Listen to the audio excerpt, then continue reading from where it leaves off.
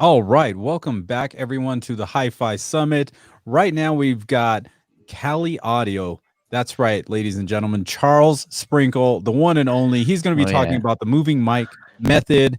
Let's get into it, shall we? What a cool name, first of all. Huh? Yeah. When he called me, I'm Moving like, who's mic method? Charles Sprinkle? What is that? Okay. Yeah. Yeah, man. Okay. Yeah. So I'm Charles Sprinkle. I'm acoustics guy at Cali Audio, and what I want to do is I want to share with your audience a method that can be used to quickly and accurately measure a spatial average for use in optimizing a room. So if we'll go over to a PowerPoint presentation, You which is guys my take screen notes share. over there. All right, fantastic. Let's do All it. right, so moving mic measurements for determination of spatial average in small rooms. And basically, this is kind of tuned. This presentation is kind of oriented toward a small recording space, a studio environment that is kind of common. It's also applicable to home theater and whatnot with multiple channels, but we're just going to talk about the microphone measurement method here. Okay, so what are we going to talk about? We're talking about just the measurement method to use to determine a spatial average for the purpose of room correction EQ. What are we not talking about? It's not part of this conversation to talk about proper room design, room construction, or configuration, where to place your speakers, to do system checks, all the things that you have to do, time alignment, all that stuff, checking for distortion, checking for right setups. That's part of a proper setup.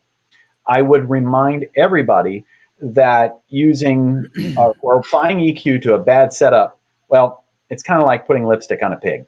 It's not a good idea. It's still a pig. So with regards to this, we have plenty of videos that we have made available as far as setting up a room, getting things in the right place, how to place your loudspeakers, all those other things we've dealt with, and that is available, but we're just talking about spatial average measurement today. So a couple of foundational assertions. I'm going to say this up front, and I'm going to validate this as we go through the conversation. A spatial average is basically getting a measurement of what a room is doing across a space. And I would assert that it needs to include a volume of space, a three-dimensional volume. It's where your head is going to be when you're working or listening to your monitors, and it includes a volume of space. Now, the best spatial average you can get, obviously, would be an infinite number of microphones averaged together. But that would also take an infinite amount of time. And I would say that an absurd number of microphone positions is a close approximation. And what's an absurd number? Well, we'll talk about that a little bit later. Ideally, equalizations based on true spatial average of the listening area, the infinite number of microphones. But since even an absurd number of microphone positions is not practical, we need a test method that's abbreviated but still valid. Okay. And what I'm going to be using today is I'm going to be using a PC with measurement software. Today I'm going to be using Room EQ Wizard, which is a freeware piece. I say freeware, it's donationware, and we highly recommend that people support the development of this fantastic piece of measurement software. Anyway, it's rew.com, I believe. You can pick this up at no cost, and then you're welcome to donate to the cause if you so choose. We're going to be using a ASAO audio interface, which is a Scarlett 2i2 in this case, a calibrated microphone with a windscreen. And the windscreen is to keep it from making noise as we're waving the microphone around. So let me first talk about some of the ways that these measurements are made previously, a spatial average. And the first one is something I used to do in a previous life, is a static microphone array, basically setting up, let's say, 6 or 8 microphones in a space, measuring them all at the same time, and coming up with a spatial average that way. Okay, it takes longer to set it up, but the iteration's pretty quick because as long as you have a large number of inputs and you have a bunch of microphones and microphone stands, you can iterate pretty quickly. That having been said, I used to go into venues with so much gear. I'd have a microphone bag and a backpack and a roll-around case and a bag for microphones. It was a lot of gear to lug around. Another way to do it is to take a single microphone and microphone stand and just basically move the microphone around to a number of different positions to get a spatial average. And you can facilitate almost unlimited number of microphone positions, limited only by your time. But that having been said, it's kind of difficult to repeat the microphone positioning. Now, if you're using a lot of different positionings, that matters less. But if you're only making a few measurements, well, you're going to notice some variation in your measurements. Okay. Common techniques include asymmetrical and irregular spacing to limit combing artifacts in microphone positions in the room.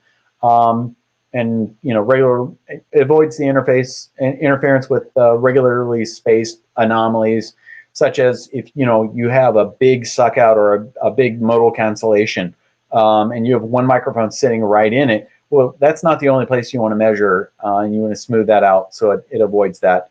But this technique is not useful for level matching because the microphones are kind of not regularly spaced, and so if you do it a couple different times, you might get different levels from different speakers. That's not due to the actual level, it's due to the microphone position. Okay. Some of the common challenges is, look, the two challenges we have is setup and measurement time. And if you have more microphones, it's going to take you longer to set up. And then also repeatability or accuracy results. And that's a problem with fewer microphone positions. So, and let me say it a different way. So if you're going to put up a bunch of microphones, it's going to take you a while, but you're going to get a good result. And if you're only going to put up a few microphones, then it's going to be faster, but you're not going to get as good of a result, right? So what can we do to address these challenges? Is there a way to get both accurate, consistent results with, quick iteration? And Mr. Daltrey had an idea. And he basically used to swing a microphone around. Little did he know, it's actually a pretty good way of getting a spatial average. Not necessarily doing the helicopter, but moving a microphone around gives you a pretty good indication, and it gives you a very good averaging. So let's get into this. So what we're doing is we're using an RTA, or a real-time analyzer, with pink noise, with an infinite average, and where you basically taking a microphone and we're slowly moving it around in the spatial average volume. Wherever you want to measure, that's where we're moving it around. Let me show you what this looks like on your screen, and let me show you here. Notice the measurements jumping around as he's moving the microphone around, and then that measurement, the longer he's moving it around, it settles down to a measurement. Everybody can see that? Okay. Yeah, we can see everything. Yeah, good. Yep. So basically, it's as simple as that. Just take a microphone, move it around. And actually, before I get into this, I'm going to switch away from my PowerPoint for just a moment. And hopefully I have REW here, and I do. And let's continue sharing that screen. Keep my face up if you want. Not that anybody wants to look at my face, but I was once told I have a perfect face for radio. Let's see. Got a generator, and I got levels, and I have... Nope, that's not the one I want. I have SPL meter. There we go. All right. So this is Room EQ Wizard. And currently I have the microphone is live and you can see the SPL reading in here. You can see the levels that I'm generating and the input levels here. And then this is my noise generator here. And the first thing to do, I guess, is to set the noise levels to something that is reasonable. So what I'm going to do, I've got a microphone just standing next to me as a static microphone. And I'm just going to play some pink noise.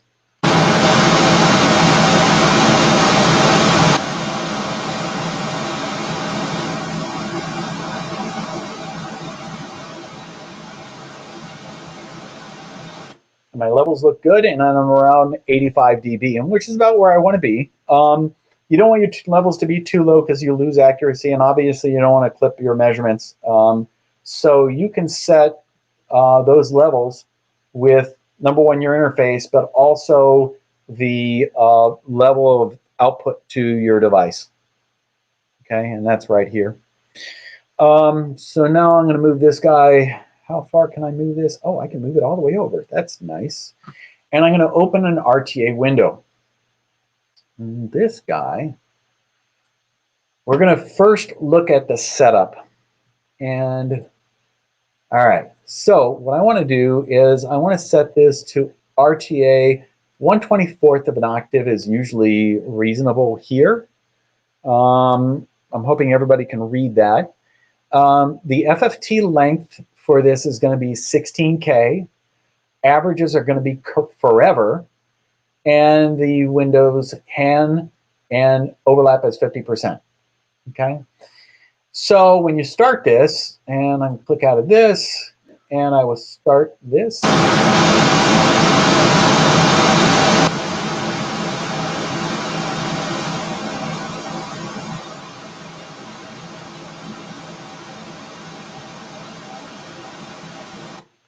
Okay, so a couple of things you're going to notice, and this is a single point measurement. This is not what we're going to use for EQ basis. But the measurements are flat-ish. In other words, it doesn't have a 12 dB per octave slope downward. If you use, instead of RTA, if you use spectrum, what will happen, let me show you, if you set it incorrectly, you see how the measurement slopes down? That is not the correct measurement. You want to be using RTA 1/24th of an octave, and the measurements will be flat-ish. All right, so close out of that. And then I'm going to show you, hopefully here, if I can move this around.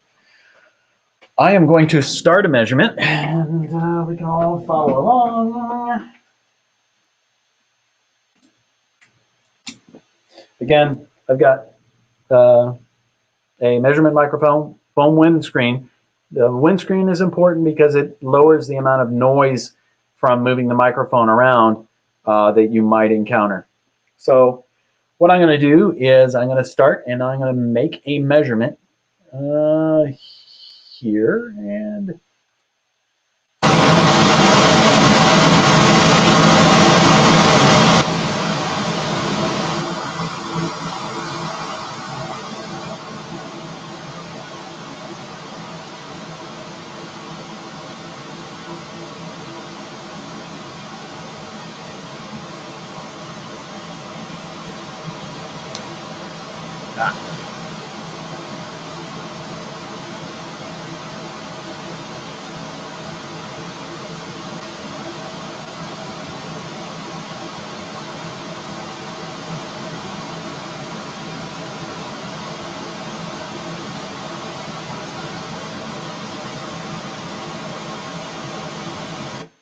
okay, so I've made a measurement here. What I'm going to do is I'm going to save this measurement. They have changed the interface, and how am I going to do that?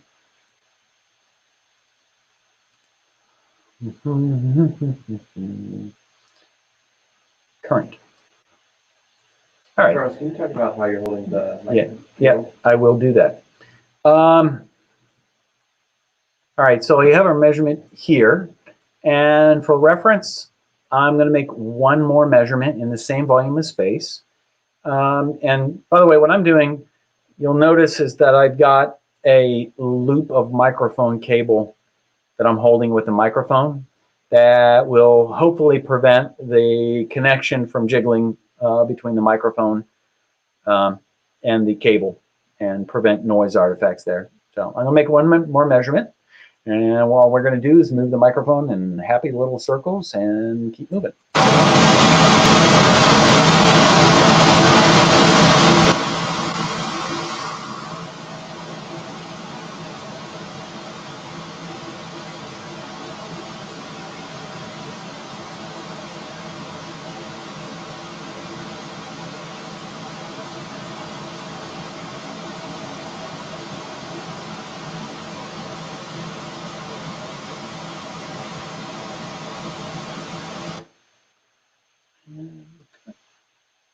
And I'll look at both of those, and I'll move that down. Because there's a substantial tilt, but basically, I have been able to take a couple of measurements in this volume of space, and those measurements agree with one another, right? And I can get any number of people, and as long as you're moving the microphone in the same volume of space, you're going to get the same results. And that's really kind of nice. That it's consistent in that way. Now, if I was looking at this particular measurement here, I would be, let's say I had set up my studio and I was looking at the measurement. My initial reaction would be to find out why I have this climb here. Now, this speaker, I didn't really pay attention to the location of the speaker in the room. And so it could be that the bass is just rolling off in this particular location. Overall, the variation peak to trough looks pretty good, and the extension of the loudspeaker is going fairly low. Charles, do you want to ask if there are any questions? Yeah, let's do that. This is probably a great time. Let's open up for any questions with regard to how I've made my measurements, how I've set up, and let's address any of those things.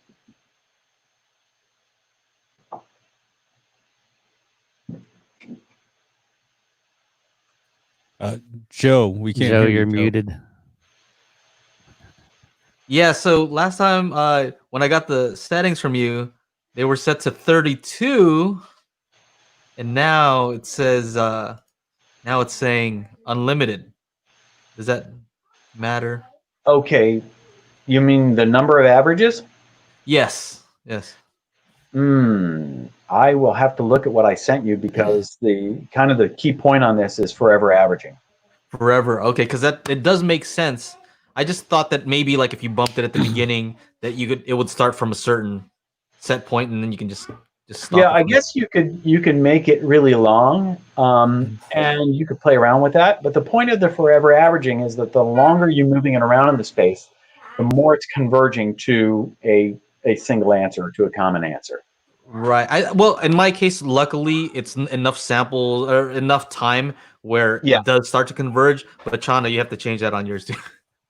Instead of 32, it's actually, forever. if you set it to anything more than 128, that's how many samples I'm averaging anyway, right? Okay. So that's about what I do, is about 128 samples.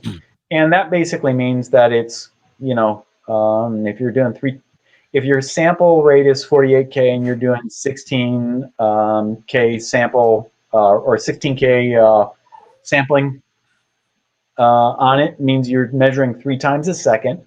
And for 120 samples, it means that you've got about 40 seconds, 30 to 40 seconds of measurement time.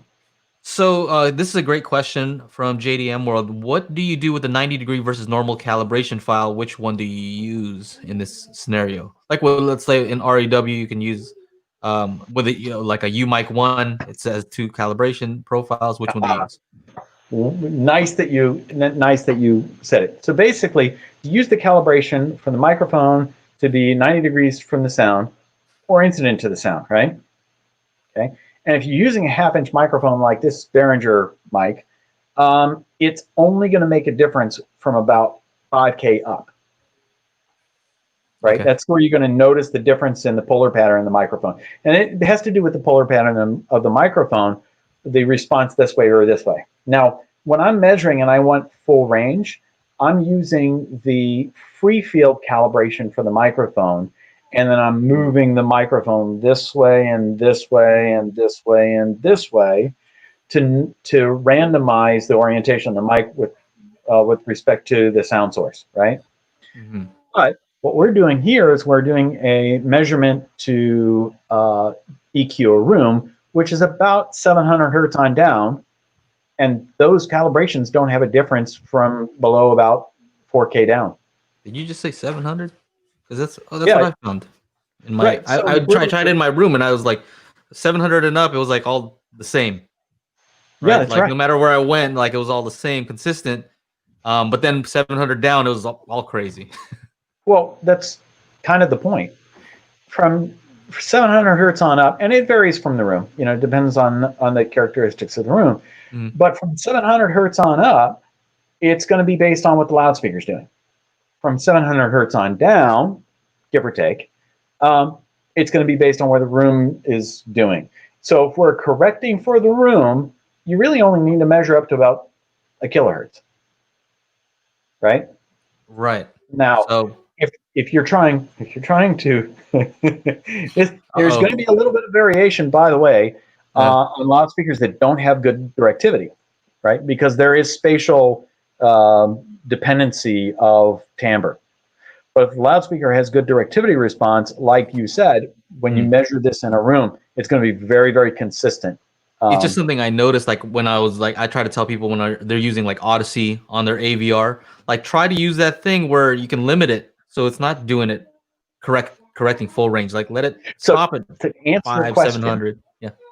So to answer your question, the different type of calibrations aren't going to have an effect on room response. I just saw a question pop up and I didn't read it. So This one. physical microphone. So, okay. Frozen606 asks, across 3 different listening positions, would you move the mic by walking across, or would you take 3 different? Oh, okay. Okay. This one. The answer is yes. You can do either. So I see a blind hobbyist who's trying to describe, who asked a question on the. Okay, so Justin Thornton asked, "I'm totally blind, HT hobbyist. Could you explain the physical microphone movements while taking the measurement for the average visually, because I can't see the video on screen?" Okay, so what you're going to do, if you can imagine your volume of space where your head's going to be when you're listening, and I would say maybe it's 18 inches, maybe it's 24 by 24 by 24, in an area where you're going to be working. This is for a single seat. You're just simply going to move the microphone as a spiral in that area slowly, about 1 revolution every 1 to 3 seconds. Okay, so you can go slow, you can go a little bit faster. The faster you go, you might pick up some variations, so you're going to have to play with it. For me, it's about 1 rotation per second in that 24 by 24 by 24 area. Somebody asked, happen a little certain space for your listening position, almost like you're stirring a pot. Yes, exactly like you're stirring a pot, right? Nate gave me a question as far as measuring for a large listening area. Well, I have also used this technique in cinema. In fact, I was taught this technique in a cinema environment. And for a cinema, you've got an entire row. You'll walk the entire row while, sweeping the microphone around kind of like a helix in that row for a row walk. That's what we called it. Okay. And you're going to get a really good spatial average of that entire row. Next question. I have a question. So this is for kind of getting an idea what's happening in your listening area. Yep. Can you use this method at all to kind of do a near field measurement to kind of get an idea what the speaker is doing? Would it work in that scenario? I wouldn't use it as a near field.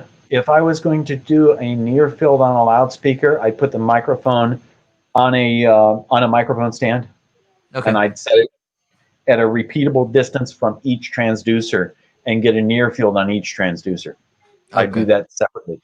If I was trying to get an anechoic response on a loudspeaker and I didn't have access to an anechoic chamber, I'd be making a ground plane measurement, setting up a microphone on the ground and a loudspeaker 2 meters away at an angle pointed down at the microphone.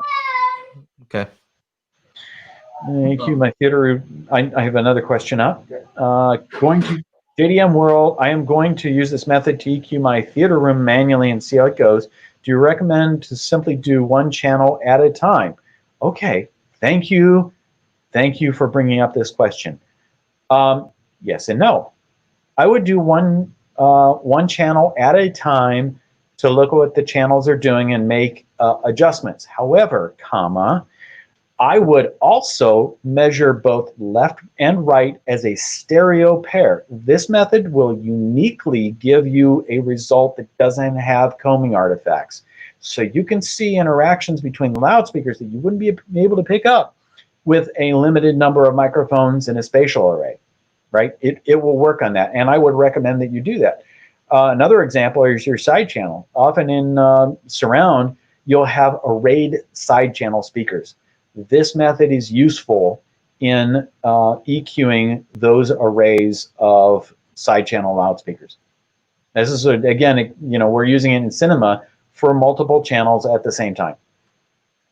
Okay. Nate, you had a question come up? No, you just answered it. Okay. All right. So if it's okay, I'm going to go ahead and Mike, somewhere to get them. Strangely enough, I'm sorry? I'll put links in. Okay. Yeah, that or REW. Also, when you open REW, REW has some links on measurement microphones and other gear as well. So we are on a 45-minute schedule, correct? Yeah. Joe? Yeah. Okay. So I'm going to transition back into my slideshow. Okay. And I have a quick question though. Is there any way to use that method that you're showing there to kind of get an idea like what happens when you move a speaker around? yes. Actually, I was going to use that as a closer, so I'll do that. Okay. Sorry, I'm just nerding out. I'm the most excited about this talk just because I want everybody to know about this. It's so awesome. All right. So I've shown you how to get a measurement, and you can see those measurements are pretty quick, right? They're 40 seconds-ish to get that measurement. So that's great if the measurement's good, right? But is the measurement good? How do you know if a measurement is accurate? And I would tell you that it would be repeatable. If you can take 3 different measurements and get 3 different results, stop. The measurement's not good, right? Which one are you going to use?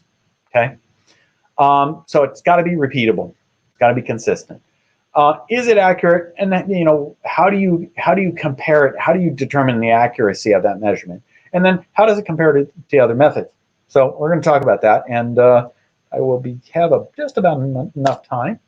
Okay, so for consistency, what we did in 3 different, what we did in one of the spaces, and I believe this was done in Echo Bar, we had 3 separate experimenters take moving microphone averages with just a limited amount of discussion. You hold the microphone like this, you move in happy little circles, go, right? Experimenter A, B, and C, and then we're going to compare the measurements. There you have it.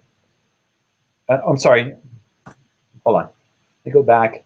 So can we go to my PowerPoint presentation? I need to get that up. You can show my face, but I need to have the PowerPoint up. Yeah, I'm not seeing your PowerPoint on the screen though. Yeah, you have to reshare that. Yep, got it. I'll let you know when I see it on the screen here. There it is. Okay, good. Is that a good screen? I'm gonna pop it in 1 second. Yeah, that's great. So again, that's perfect. So 3 experimenters. How do they compare? Wow. What happened? Yeah, it unshared it. Uh-oh. All right, let's reshare it. Do it again. There we go. Share Okay. it again. Share it. All right, so I guess I gotta go here, and now that window has focused. Now, there it is. Okay, that's 3 different experimenters. That looks like the same measurement to me. All right, and there's a little bit of inconsistency, but look at the scale. Those inconsistencies between those measurements are less than a dB. And compared to the magnitude of what the room is doing, they're much less. So, of course, consistency is only a virtue if you're not a screw up. So, is it accurate? Okay, so remember I talked about an absurd number of microphones? I'm going to submit that 216 microphone positions in it is an absurd amount of microphones because it took over an hour to measure this. That is And absurd. I'm thinking to take a single measurement over an hour, it's absurd. All right. And so we're going to use the absurd number of microphones as a close approximation to an infinite number of microphones. And I think that's logical.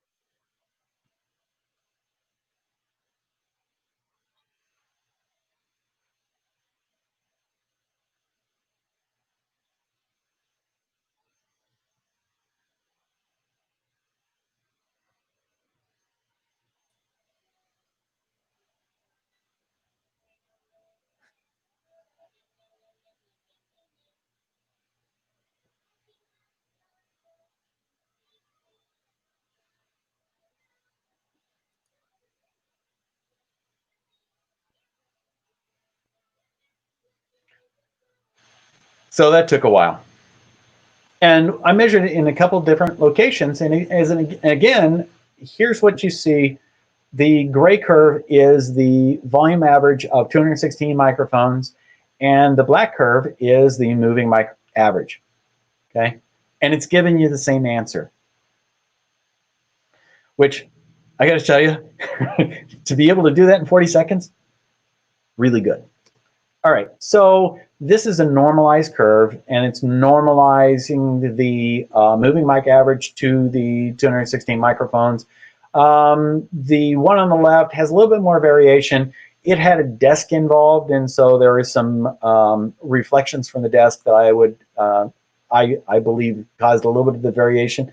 But again, look, it's less than a dB, and it's much less than the variation in the room. The room response is going to be much more than that. The one on the right is very, very consistent. So I think it compares well as far as accuracy. Now, how does that compare with other methods? So we're going to compare it to a planar static microphone average and a spatial static microphone average with different numbers of microphones. So on the first one, there are measurement techniques that will take a measurement of, some number of microphone positions all in the same plane, with the idea that your ears are in the same plane when you're listening to a loudspeaker. And of course, not that you move up or down, but that's the assumption. So what we did is those 216 measurements were split up into 6 planes of 36 measurements per plane. And then each one of those planar averages were compared to this 216 position average.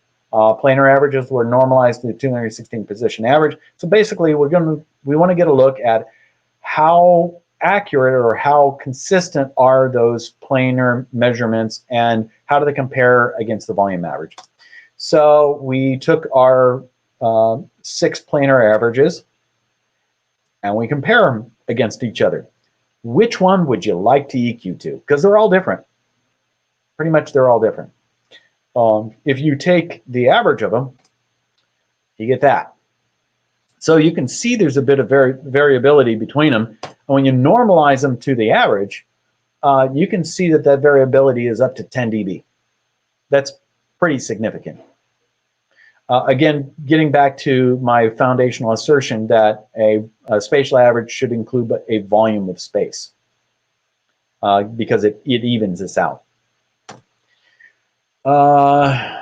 And then planar average is normalized to volume average. Oh, I'm sorry. Let me move back. This is normalized to the 216 microphone positions. And this is normalized to the same 216 microphone positions, with the black curve now being the moving mic.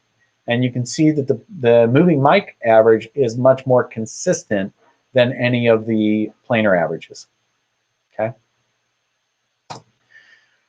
So the next thing I want to do, let's compare it to a spatial average of a different number of microphones. Obviously, nobody's going to sit there and measure 216 microphone positions because that's absurd. But they might consider using 4, 8, 16, 32 microphone positions.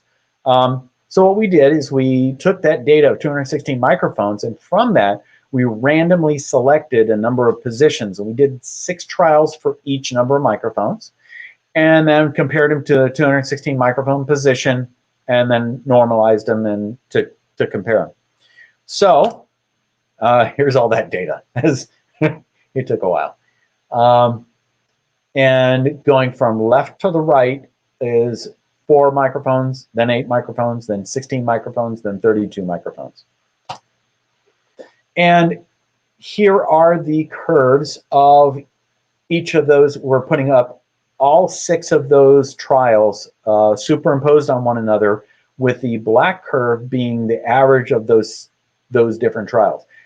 You see there's a lot of variation on the 4 microphone and much less variation on the 32 microphone.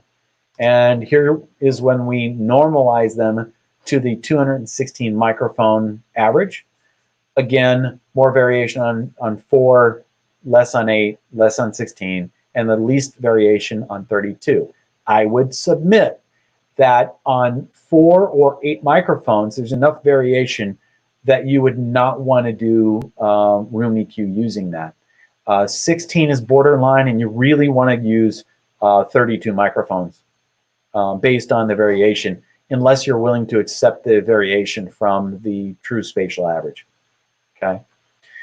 Charles? Yeah. Before you start wrapping up, can you, somebody asked about how to apply the EQ.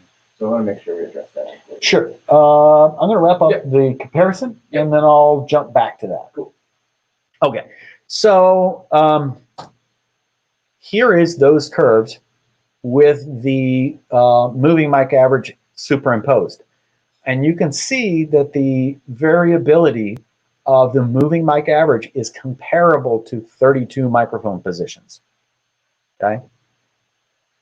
Hoping everybody can see that. And then conclusions are the moving microphone method produces consistent and repeatable results. I think we've demonstrated that.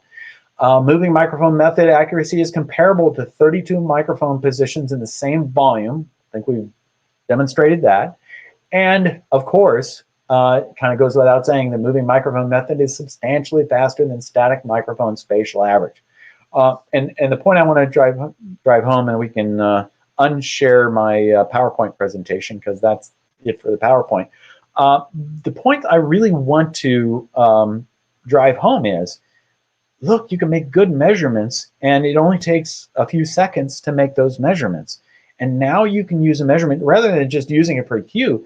Well, you can use those measurements to determine where you're going to put your loudspeaker in your room, right? Because you can check each one of those positions and say, oh, I don't like this one. Or, you know, put them here, measure them, put them in a different place, measure them, put them in a different place and measure them, and see which one of those places gives you the least variation. And it's a powerful tool that can be quickly used to get that data, right? I'm going to answer whatever questions, then I'm going to go back to the question Nate had, but any questions anybody had on comparison with other measurement techniques or accuracy or whatnot? Mike NK Rance 7702 Mark. Oh, well, Mike and REW, you got to have an audio interface, and I would think that it needs to be ASIO compliant. I'm not sure if the Marantz would be able to do that. You got to be able to get the audio out from REW.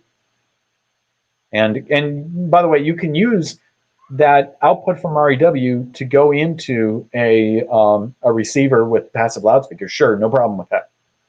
Maybe that's what you're asking. The UMic 1 USB mic, is that okay? Sure, as long as you can get a calibration curve. Yeah. It does come with. Yep. I think that's pretty awesome that we can just using that method mimic what's happening with, you know, instead of using 32 microphones. That's pretty cool. Yeah. You know, I was expecting it. I wasn't expecting it to be as good as it turned out. But the data speaks for itself. You know, I thought it was going to be somewhere between 16 and 32, but it's really consistent, and it's really accurate when compared to a large number of microphones in the same position.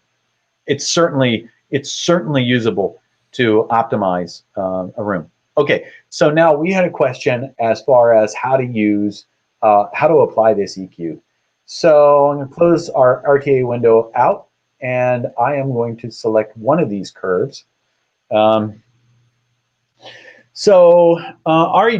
has EQ functionality, and I'll take a brief tour through the EQ functionality. I hope everybody can see that. But what you're able to do, this is your curve. You're able to choose, as an example, if you have a mini DSP, you can choose a mini DSP as your output format. You can set your target settings to whatever you want, full range loudspeaker. And as an example, if I was going to set this, I'd probably set it to 56 and set a target EQ curve here. Let's say I just want to, let's say I want to EQ down here. You are then able to, because this setting here will select the number and type of bands that a particular equalizer have. This sets your target function, and this sets your match range. Let's say I want to go from 45 to let's say 1 kilohertz, or let's say 700 hertz, right? Max boost is about 9. You want to limit that. Flatness target 3. That's good. What I would tell you, though, however, a trick on REW is that it won't optimize correctly if the entire curve is below the target line. So what I'll do is on this, I'll go in here, and this is the target bands that are available. I will set one of those to manual, and I'll set it to a peaking function. I'll put it down in, let's say, 70 hertz, and I'll put a gain of like 4. Gain of 4 and a Q of, let's say, 2. And I'm going to boost the gain up to 5. Get rid of filters plus target. Target, predicted, eliminate the curve. You can see the before curve and the predicted curve here. I'm right here where I can start to measure it. And what I can do now to use this is I can simply go, once I have this set to manual, I get 4 automatic filters, and I can say,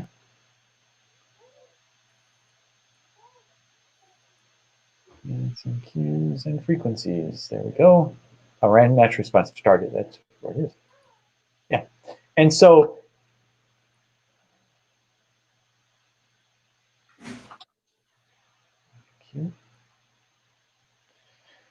okay, hold on. Match response to target.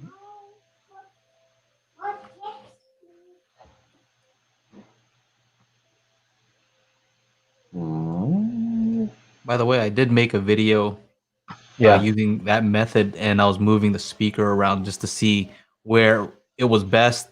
You know, I was lifting it up and down and figuring stuff out, and so it was really helpful in that case. So yeah. Well, I have upgraded REW, and they've changed the interface a little bit, and I guess I should have practiced this a little bit more. What you're going to be able to do when these are set to automatic, you should be able to say match response to target, and it should manual optimization control. Why is it doing 45? Yeah, I'm sorry. Technical difficulties. I'll have to get my head wrapped around the new version of REW. Yeah, it's always being updated. Every time I open it up, it's a new beta update. Yeah, yeah, we're going to have to put up a separate video because it's changed a little bit since the last time we did this process. Basically, the way it has worked previously, if you want to take manual control of a curve, you take it here, and then you leave your curve that are going to be optimized as automatic. You press match response to target, and it does an auto EQ, and then you'll get all your coefficients here. And then in REW, it's cool because you can export this directly to a file that can be directly imported, as an example, into mini DSP, and pull your coefficients in. It's really, really easy. So, and it's going to take a little bit more time than I have to get my head wrapped around it. Well, very, very cool. You do also have that video where you describe the method that you're using here. Yep. So we have a video that shows how to tune the room and how to get the coefficients into REW. Into mini DSP. All of those things are covered in the videos that we currently have online. Very cool. Well, thanks for sharing that method. I've been telling so many people about it in many videos, so it's better that you can explain it because I'm just repeating what you're saying. So I might be saying something wrong. So. Yeah, by the way, another thing that the method is good for, because your microphone movement is consistent from one measurement to another, you can use it to level match, right? And you'll get a better result level matching than you would otherwise. Nice. There you go, Michael. You're going to have to try that out. I'm telling you. I've been telling you on those subs. Joe's selling it, man. I've been telling you. If you're doing a home theater setup, right? You want to make sure your setup is right. You want to make sure your loudspeakers are in polarity. You want to make sure that time and alignment is done. You're going to do all these measurements with a single point microphone on a stand in your listening position, right? Get them all lined up. Make sure the polarity is right. Take your impulse responses. Do all that. EQ is the last thing you do in your setup. Hey, Chana, I'll let you take this away. I have to pop out of this chat and hop into the other thing. Okay. But I'll let you take it away. Thank you, Charles, once again. Joe, thank you. It's been great, man. Good talking with you. It was awesome. That was an amazing talk. Charles, thank you so much for your time. I know Nate is still in here hiding in the background. Thank you so much, Nate. And for all you attending, and you guys wanting to fine tune and dial in your system, definitely check out the moving mic method. Before we go, I want to make a couple of special thank yous.